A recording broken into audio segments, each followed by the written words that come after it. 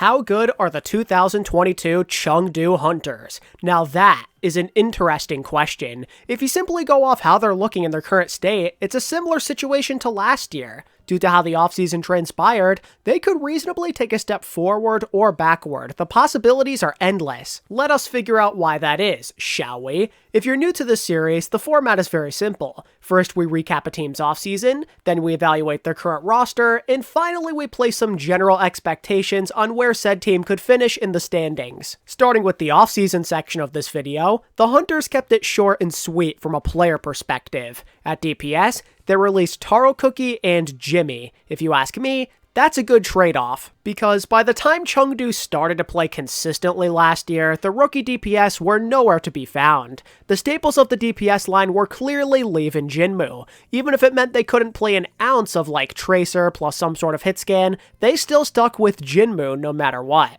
While young and talented, I'd say that Jimmy and Taro Cookie just weren't really worth trying to develop. Along with the DPS, they also made some changes at tank. Thanks to Gaga's superior play, Among was officially let go of after 3 amazing years, and we also had Late Young who decided to retire. Now obviously, Among leaving is sad news for most of the Overwatch League community. We love Among around these parts, but at this point, he'd just be wasting a roster spot. Gaga is noticeably better, especially on a bunch of the characters in the game, like Orisa, Winston, etc. And with this Wrecking Ball being just as good, Among simply did not have a place. The thing I'm a bit more concerned over though is that glaring Hull It Off tank. Keeping Late Young probably wasn't the play, even if he did show improvement last year, but even so, now we're just a month away from opening week, and the Hunters are still left with a single tank. Do they really plan to put all of the pressure on Gaga? More on this matter once we get into the team evaluation of this video. In the meantime, let's talk about coaching, because head coach RUI stepping down could be a massive blow.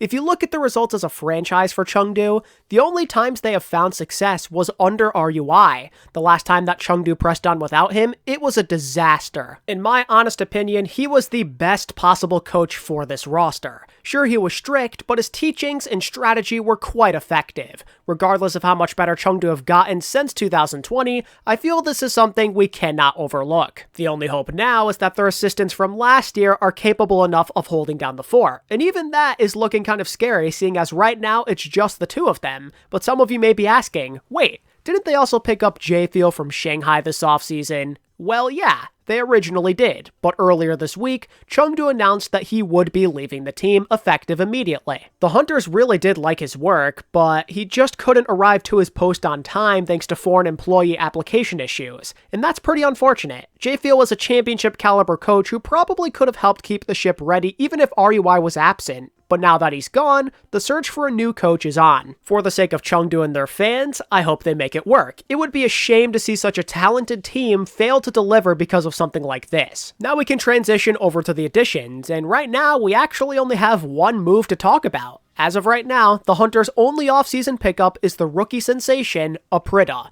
This hit-scan prodigy recently showcased dominance on Chengdu's academy team. His consistent performances played a huge role in Team Chaser winning back-to-back contenders titles. I kid you not when I say that he has easily been one of the most hyped-up prospects out of Tier 2. The community collectively sees this as a massive W for the Chengdu Hunters, and I wholeheartedly agree. His potential is immense. If he can play well enough, Chengdu's DPS situation could be forever solved. And keep in mind that Leave and Jinmu were kind of already seen as a strong point of the roster last year, but now you're simply adding even more firepower to the mix, but more importantly, stronger hero coverage. As mentioned previously, the Hunters were often stuck playing the same thing. Jinmu pretty much could only play Pharah and Sombra, and while it typically helped them get wins, this lack of flexibility was clearly a problem against high-level rosters who could easily figure them out. But now that they have Aprita, things look a lot better. Tracer and or Echo plus a general hit scan seems like it could be a lot more viable for them. So long as his transition to the league goes well, Aprita in theory provides an extra boost and a way to play any DPS comp in the game.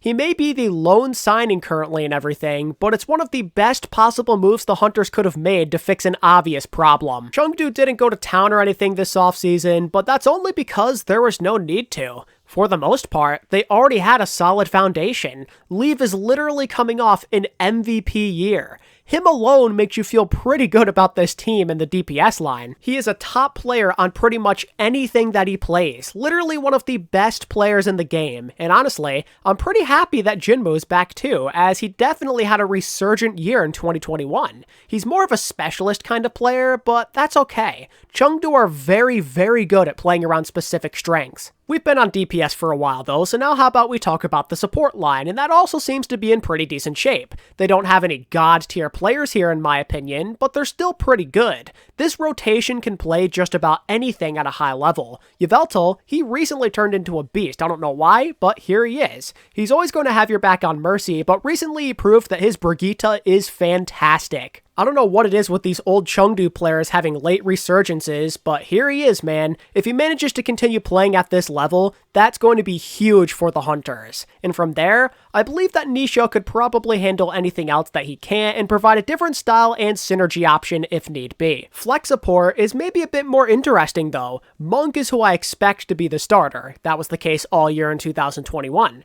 Monk is like a streaky player to me, but he definitely can be useful on a good team. He showed flashes both with Ana and Zenyatta. However, I think there's a chance that Faraway 1987 gets more involved this year since Monk is far from a perfect player. The Hunters started to use him slightly more towards the end of the year, and I think that Faraway started to show some promise and finally get into a groove at the Overwatch League level. There's a chance that we see more of him this year if that trend continues. Faraway was elite in Chinese contenders, it's just for whatever the heck the reason, he couldn't initially figure things out at the Overwatch League level, which is why they randomly picked up Monk. This guy though, according to any avid Contenders fan, is going to tell you that he has ridiculous potential just waiting to be unlocked. If he manages to take even more strides in his game, Chengdu will be a force to be reckoned with. Faraway and Monk are not amazing separately as it currently stands, but maybe they can provide enough coverage in a joint effort just like UWL and Nisha. At bare minimum, they'll be good for any sort of double flex support meta, so that's a nice plus amongst all the other benefits that they currently have from having such a deep support line. And this deepness might be just enough to get them by even if they aren't considered to be elite.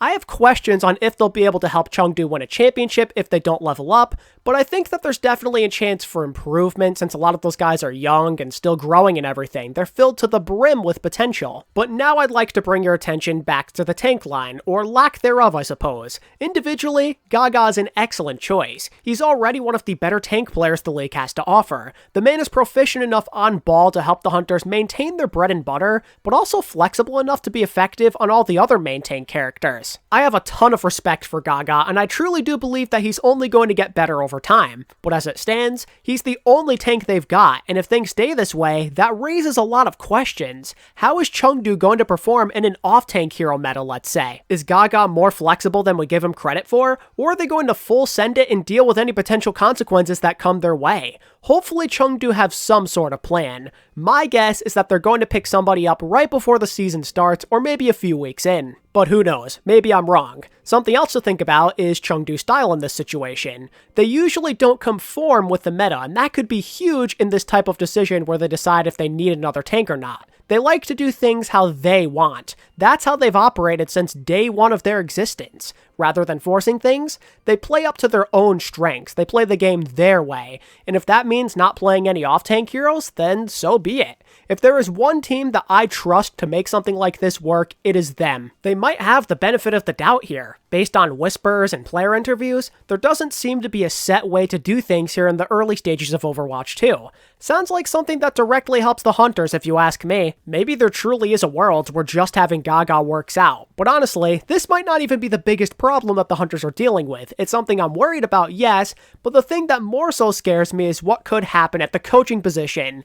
This is the thing that I fear could hold Chengdu back the most. Who is going to be the new leader of this team? There is a vacancy at head coach still, and they've got to fill it up fast. The last time Chengdu went with a dual head coach type of thing, it led to disaster, and I pray that is not their plan. Their two current assistants could be fairly capable head coaches, but I don't want to see them play together, and after the loss of J-Feel, they generally just need more firepower. Some people argue that coaching doesn't matter, but clearly it makes a difference if you're looking to be a true contender. A good coach can be the difference between losing and winning a hard-fought series. Or better yet, a high-pressure playoff game. If the Chengdu Hunters wish to win, this is something they need to figure out. I suppose the good news here, though, is they're in way better shape than the last time this issue arose. The roster is definitely deeper, and they possess players who you know for a fact are going to carry. Gaga and Leaf are fantastic players to build your team around. They're young, mechanically gifted, and crazy flexible. And thanks to Aprita, this team's ceiling is even higher. The DPS line might be one of the most dangerous in the entire league. They are terrifying. All that guaranteed star power and playmaking plus all the promising prospects that you have from the other positions is more than enough to make the Hunters one of the better teams in the league. And the cool thing about it is, so many of their players can only get better. A lot of these guys are no longer noobs, and after last year, they're going to have way more confidence that you need to find success in this league, and that could especially work out in the favor of their sophomores. At least I hope that's the case though, because this team needs someone aside from Leaf to pick up the slack and always be depended on. With worries and all though, the Hunters look good. It's a deep roster with one of the best players in the entire league and a bunch of rising stars. And the Hunters are a very hard team to figure out historically, so that sounds like a deadly combination. And comparatively speaking, I'd say the Hunters generally match up well with a majority of their opposition. Aside from maybe like a few concerns, they look and feel like a top-tier roster. With that in mind, I'm gonna go out and say that the Chengdu Hunters finish as high as 2nd and as low as 8th place in the overall standings. As for the Eastern Conference, they honestly might have what it takes to be number 1. If not, there's a solid chance that they're like top 3 at worst. I fully expect the Chengdu Hunters to be a playoff level roster who can very well be a championship contender if a few things go their way. It may seem crazy, but I could totally see them taking first in the East. Their well-rounded roster, along with their chaotic nature, could be a huge problem in a new game like this where people are still trying to figure some stuff out. If the Dragons aren't as dominant as last year, I'd say that anything is possible. The Hunters match up really good with the East. They can literally beat any team on any given day. In fact, I tend to favor them, or would argue it's 50-50 against everybody not named Shanghai. There is not a single opponent from this conference that I give Chengdu zero chance of defeating. And because of that, you should anticipate the Hunters to finish high in the standings. They'll be around for the big tournaments and likely the playoffs. My only question now is, do they have what it takes to make that final push towards greatness? In their current state, this looks like the best roster they've ever fielded, but sadly, I do have a handful of concerns that keep me from believing they're going to be winning it all. Like I said before, coaching is in a very strange place. Their fate could greatly depend on how this turns out, and if they don't find a good enough replacement, there's a good chance they either regress or make little progress. Finding a great coach always feels like such a coin toss, which is honestly part of the reason that I don't see the Hunters being number 1 in the league. Their weirdness and inconsistency could lead to their downfall as usual, and the same applies for Tank in a way. I have a ton of faith in Gaga as a player, no doubt about it, but there's only so much that one man can do on his own. The moment the Hunters sign any off-tank, my worries here would instantly disappear. And again, I think there's a good chance they make it happen if they can't figure something out, so I'm not as worried as others are going to be. From a pure talent perspective, the thing that might hold them back, I suppose, is support. Championship teams almost always have extremely elite backlines. If you don't have a flex support who can keep up with like your Fielders and Izayakis of the world, you're not winning a championship. I have high hopes for Monk and Faraway to be even better than last year, but it's hard to believe that they're going to turn into superstars. Their support line is adequate enough though to at least hold their own in most cases. It's not going to keep them from being a top team in the standings, let's make that very clear. Winning a chip could be a different story though, that seems like it could be a bit more concerning. And on top of that, the other thing that kind of worries me about the Hunters is that they're still going to be too dependent on Leave to win them games. What we've seen in the past is the Hunters depending on Leave in those big games to just try and get them through when everybody else is struggling, and a lot of the time it led to their downfall, especially against those high-level opponents like in the playoffs and in big tournament games. It was a major issue. It didn't happen often, but those times where Leave couldn't take over a game, it was a disaster for Chengdu. They would struggle mightily, so this is something that has to be solved. I want to see some other people on this roster step up on a more consistent basis. The good news though is there's a bunch of different ways that could end up happening, whether it be through different coaching philosophies, some of their other players developing, or maybe a Prita coming in to kind of alleviate some of that pressure at DPS off of leave, there are ways for them to kind of get over this issue. But still, it's something to keep in the back of your mind though, because it clearly was a weakness last year. Don't get me wrong though, even with all of those worries, the Hunters are absolutely, positively a threat to the rest of the league, and a championship is possible. They're just as scary as last year, with room to take it to another level. In all likelihood, they should be in the running again. Now it's a matter of seeing how much further they can take it compared to what they showed us in 2021. I'm pretty pumped about the Hunters this year, as I think there's a good chance they end up being the best representation for the Chengdu Hunters and Chinese Overwatch yet. Time to see what they're made of. The Chengdu zone is just around the corner. And on that note, that concludes my evaluation of the 2022 Chengdu Hunters. Let me know what you're thinking about this team down in the comments below. Are you a believer? Or do you see the Hunters taking a step back? If you enjoyed the video, be sure to give it a like and subscribe to my channel if you want more videos just like this. And until next time, this is ATP, signing out. Peace.